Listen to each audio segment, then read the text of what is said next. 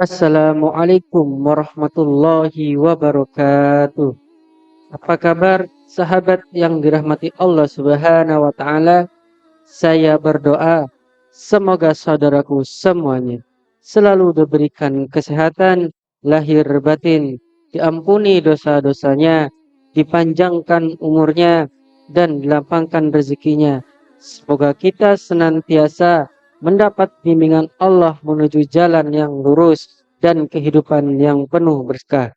Amin. Amin. Ya Rabbal Alamin.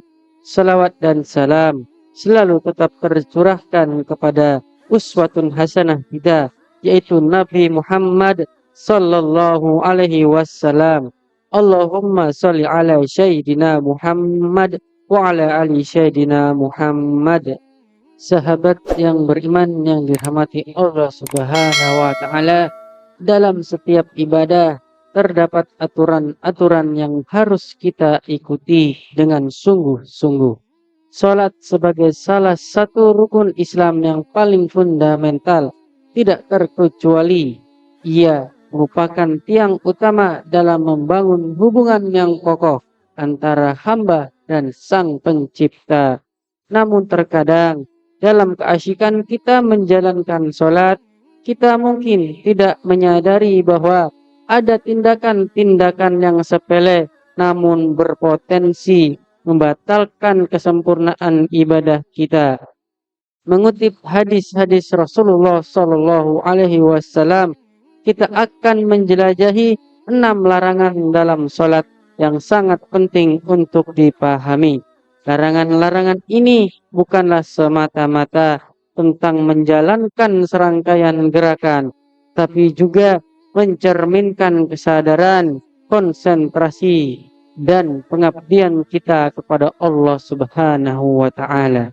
Melalui penelusuran yang mendalam pada hadis-hadis yang menggambarkan larangan-larangan ini, kita akan memahami esensi dari setiap larangan dan dampaknya terhadap kualitas ibadah kita.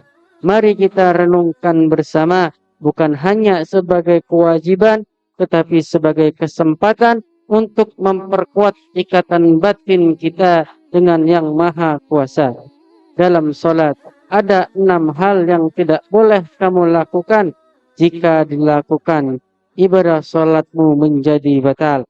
Apa saja 6 larangan itu? Simaklah di sini. Yang pertama, jangan mengangkat pandangan ke atas. Hal ini diperkuat dengan hadis dari Imam Muslim yang berbunyi, hendaklah orang-orang berhenti mengangkat ke langit ketika dia dalam sholat, atau mereka akan tersambang. Hadis riwayat Muslim. Yang kedua, jangan tolah-toleh atau tengok kanan tengok kiri ketika sholat. Larangan ini diperkuat dengan hadis yang diriwayatkan oleh Imam Bukhari yang berbunyi, dari Aisyah radhiyallahu an, ia berkata, aku bertanya kepada Rasulullah tentang menoleh dalam sholat. Lalu beliau bersabda, ia merupakan sebuah curian yang dilakukan setan terhadap sholat seorang hamba. Hadis riwayat Bukhari. Yang ketiga, jangan menguap saat sholat. Hal ini diperkuat dengan hadis yang diriwayatkan dari Imam Tirmizi yang berbunyi, menguap dalam sholat adalah setan. Jika kalian menguap, maka tahanlah sebisa mungkin. Hadis riwayat Tirmizi. Yang keempat, jangan meludah ke arah kiblat atau sisi kanan. Hal ini diperkuat hadis yang diriwayatkan oleh Imam Muslim. Jika kalian berdiri sholat, sesungguhnya Allah berada di hadapanmu, maka janganlah ia meludah ke arah depan atau kanan. Hendaklah ia meludah ke arah kiri atau dan bawah kaki kiri. Hadis riwayat Muslim. Yang kelima, jangan membentangkan tangan seperti anjing ketika sujud. Hal ini diperkuat dengan hadis yang diriwayatkan oleh Imam Muslim dan Imam Bukhari berbunyi, bersikaplah tengahan ketika sujud. Janganlah seorang di antara kalian membentangkan tangannya sebagaimana anjing. Hadis riwayat Bukhari dan Muslim. Yang keenam, jangan mendahului imam ketika sholat berjamaah. Larangan yang terakhir diperkuat dengan hadis yang diriwayatkan oleh Imam Bukhari dan Imam Muslim yang berbunyi, tidaklah seorang di antara kalian takut Allah menjadikannya kepala seperti kepala keledai bila ia mengangkat kepalanya sebelum imam. Hadis riwayat Muslim. Ketika kita melangkah keluar dari rukun-rukun salat, mari kita bawa serta kesadaran akan 6 larangan yang telah kita bahas. Setiap larangan memiliki makna mendalam yang mencerminkan hubungan kita dengan Allah Subhanahu wa taala. Dalam kesederhanaannya, larangan-larangan tersebut mengajarkan kita tentang pengabdian, konsentrasi, dan kesucian dalam ibadah.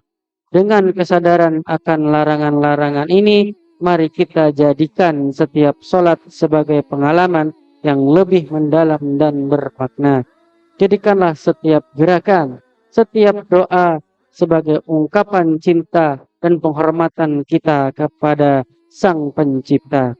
Janganlah kita lalai atau mengabaikan aturan-aturan yang telah ditetapkan, karena dalam setiap larangan terkandung hikmah dan pelajaran berharga bagi kita. Saat kita keluar dari sajadah, biarlah hati kita penuh dengan kebersyukuran atau kesempatan yang diberikan Allah untuk beribadah.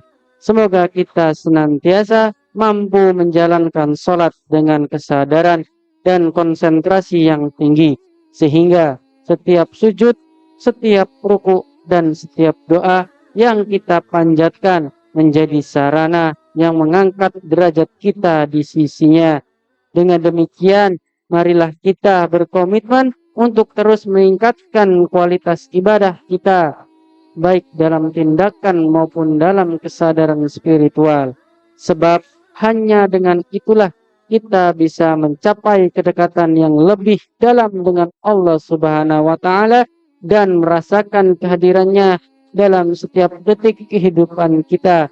Terimalah larangan-larangan ini sebagai panduan yang membimbing kita menuju keberkahan dan keberhasilan dalam menjalani hidup ini. Selamat beribadah dengan penuh kesadaran dan keikhlasan. Semoga Allah senantiasa meridhoi setiap langkah dan doa kita. Amin. Amin. Ya Rabbal Alamin. Cukup sekian dari saya.